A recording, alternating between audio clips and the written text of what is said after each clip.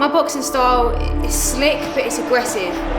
From Watford, England. I'll happily stand there and trade with you, but I've got nice head movement as well, good footwork. The baby-faced assassin. My work ethic is insane.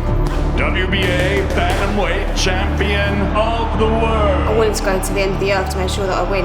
Shannon Courtenay.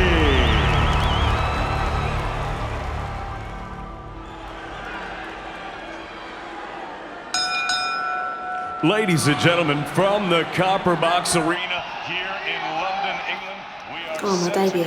with a special bantamweight feature. There was an element of nerves there for my debut, but I was more just excited than anything. I remember Eddie coming in the change room before the fight and I was dancing and he turned to my team and said, "Is she alright?" And they went, "Yeah, she's just excited." I had dreamt about this moment for such a long time.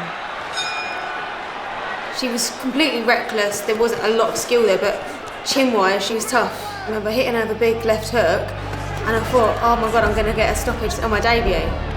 But I just remember loving every single minute of it and I could hear all my friends, my family, I could really hear my nan the whole time. The winner from Watford, the baby-faced assassin. Oh, it's the best feeling in the world having your hand raised in your debut.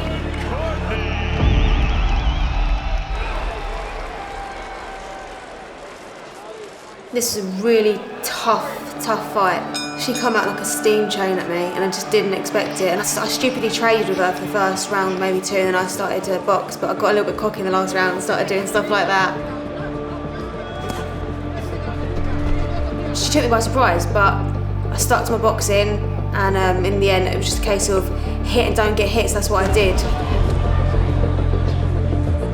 I think it was my third fight and she was already ranked 8th in Europe, so that was quite a big step up for me. And I think it showed my team, myself, my promoter, sometimes heart takes you further than skill can, and they saw that in that night.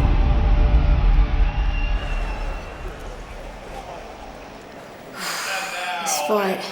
Arena. Here is the August the 14th, 2020 was the hardest day of my boxing life. Please welcome Shannon. So I remember hitting her with a big right hand and I saw her eyes go and I thought, that's it, I'm going to end it in round one. And I got selfish, I got stupid and reckless and I crossed my legs coming forward thinking I was going to stop her and I got caught with a really nice left hook myself.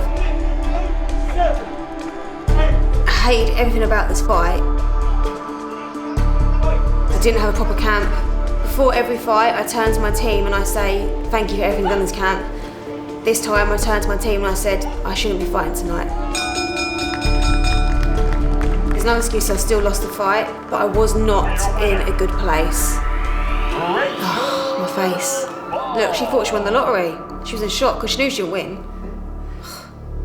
That fight made me. That was more of a lesson than a loss. It made me who I am, and I don't think I'd be world champion today if it wasn't for that lesson. When I lost that fight, I was literally rock bottom. I was suicidal. I don't ever want to feel that ever again. So this is probably the most nervous I've ever been for a fight because I'd just come off a loss. There was so much pressure going on to me into this fight. Everyone was talking about, was I a hype job? And I needed to cement myself and prove that I was, world champion material. Another one that come out all guns blazing. I started to slow her down then when I started going to the body. This was just a case of staying calm and composed really. It was just chaotic in there with her. Bam.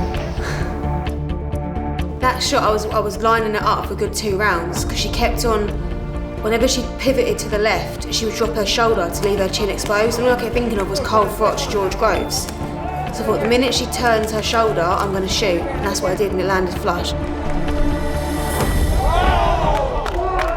You don't really get knockouts in women's boxing, and the way that I disposed of her, it sent a statement through the division.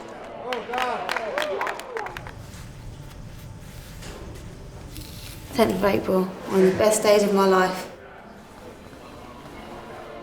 Nothing goes through my mind when I walk into the ring. I can't hear anyone, I can't see anything, all I can see is the person in front of me that I'm about to fight. I knew she was tough, but she was taking the cleanest shots for me, and she was just coming forward here, chinned with a big right hand in, I thought it was game over.